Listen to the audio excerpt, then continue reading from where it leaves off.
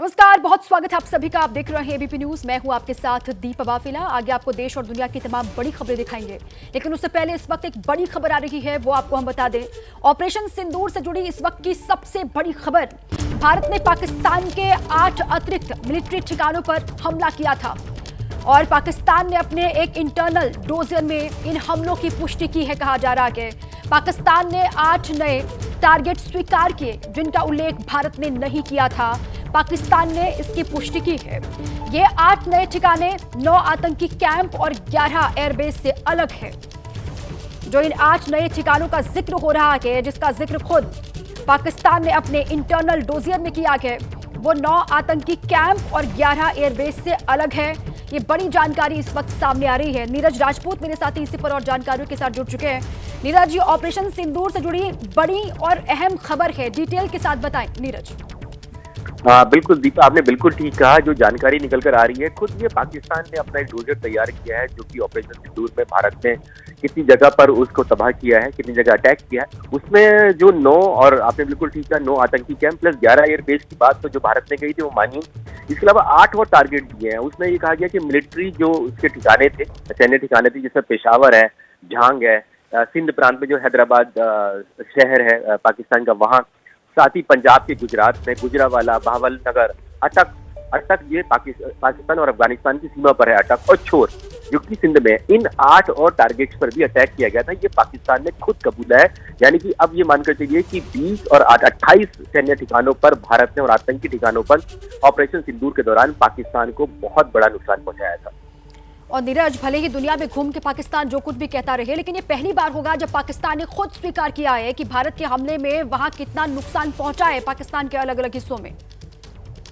बिल्कुल, देखिए ये पाकिस्तान ने तैयार तो किया था डोजियर दिखाने के लिए कि कहां पर अटैक किया है भारत ने ऑपरेशन सिंदूर के दौरान, लेकिन इसमें उसे स्वीकार भी कर लिया, कबूलनामा भी है इसमें कि कहां उसके अटैक किया गया। जैसे कि हमने देखा उनके प्रधानमंत्री शहबाज शरीफ ने अभी कुछ दिन पहले ही कहा था कि ब्रह्मोस से बहुत बड़ी स्ट्राइक की भारत ने। तो उसी का ही नतीजा है कि अब पाकिस्तान जो दुनिया को दिखाता फिर रहा है कि उसको कोई नुकसान नहीं हुआ है, लेकिन उसके ये जो 28 सैन्य ठिकाने और आतंकी जो कैंप जो तबाह किए गए हैं, वो दिखाता है कि भारत का जो हमला था, जवाबी कार्रवाई थी, वो पाकिस्तान पर कितनी जो थी जबरदस्त तरीके से की गई थी। पाकिस्तान चाहे भले ही दुनिया के सामने कहे कि उसे कोई दर्द नहीं हो रहा है, लेकिन अंदर ही अंदर जो है उसको बहुत ज्यादा करहा रहा है पाकिस्तान इस वक्त। बिल्कुल। और नीरज, जो 9 आतंकी कैंप हमने ध्वस्त किए थे, 11 एयरबेस को जो नुकसान पहुंचा गया भारत के वहां पर ऑपरेशन सिंदूर के दौरान जो अटैक हुआ, ये 8 जो नए ठिकाने हैं वो एकदम अलग है और इसका उल्लेख अभी तक भारत ने भी नहीं किया है, जिसका जिक्र पाकिस्तान ने अपने डोजियर में किया है। ये साफ है। बिल्कुल, इनके बारे में भी जानकारी नहीं दी गई थी भारत की तरफ से, लेकिन पाकिस्तान ने खुद कबूल किया है कि यहाँ पर ये 8 जगह पर अटैक किया गया। उसमें ये भी बताया गया है कि कहाँ पर लॉन्ग रेंज मिसाइल से अटैक किया गया, क्योंकि जो अटक है वो बहुत ही अफगानिस्तान सीमा से बहुत सटा हुआ इलाका है। पाकिस्तान का जो शहर है, जिसमें हम भारत में जो कहते हैं अटक से कटक, वो अटक है ये। वहां पर मिलिट्री बेस को जाकर अटैक किया गया।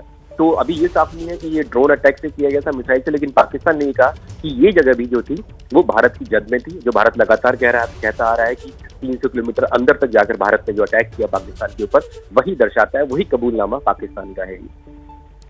बिल्कुल। और भारी नुकसान जो वहां पर हुआ नीरज, और इसी वजह से जिस तरीके से ऑपरेशन सिंदूर चला, वहां पर 9 आतंकी कैंप, 11 एयरबेस और 8 अलग अलग ठिकाने जहां पर अटैक किया गया भारतीय सेना की तरफ से, उसके बाद ही पाकिस्तान बैकफुट पर आता हुआ दिखाई दिया और इसलिए सीज फायर की पेशकश उसने की हिंदुस्तान से। ये अब साफ हो रहा है।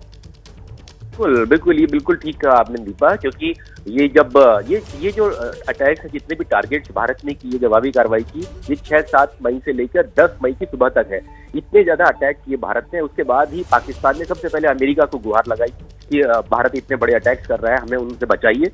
तब अमेरिका ने भारत से गुजारिश की कि बंद करें, लेकिन भारत ने साफ कर दिया कि जब तक पाकिस्तान अपील नहीं करेगा हम ये बंद नहीं करेंगे। तब उसके बाद जो है 10 मई की दोपहर में 3:30 बजे पाकिस्तान के डीजीएमओ ने भारत के डीजीएमओ को फोन किया और कहा कि आप ये हमले जो है बंद कर दीजिए, जवाबी कार्रवाई जो है, हमला नहीं, ये जवाबी कार्रवाई है पहलगाम नरसंहार की, तो उसको आप बंद कर दीजिए। हम आगे जो है इस तरह की आपके ऊपर जो ड्रोन अटैक उसने 7 और 8 तारीख को किए थे वो नहीं करेंगे, आप सीज फायर के लिए तैयार हो जाए। तब भारत तैयार हुआ। भारत ने कहा कि हम सीज फायर नहीं, लेकिन हम जो मिलिट्री टकराव है, जो हमारी जवाबी कार्रवाई है, उसको हम फिलहाल बंद कर देते हैं और देखेंगे कि आप अगर सुधरे हैं तो ठीक है, नहीं तो फिर ये हमारा ऑपरेशन सिंदूर जारी रहेगा।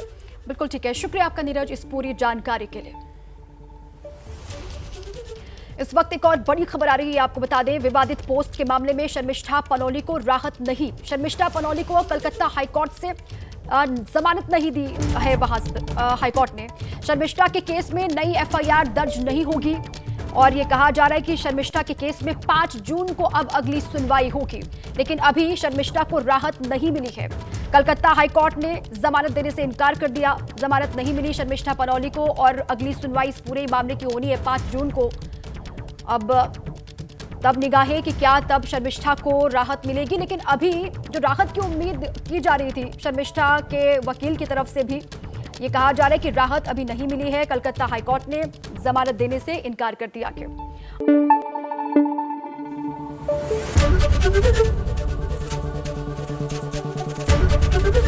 एबीपी न्यूज आपको रखे आगे।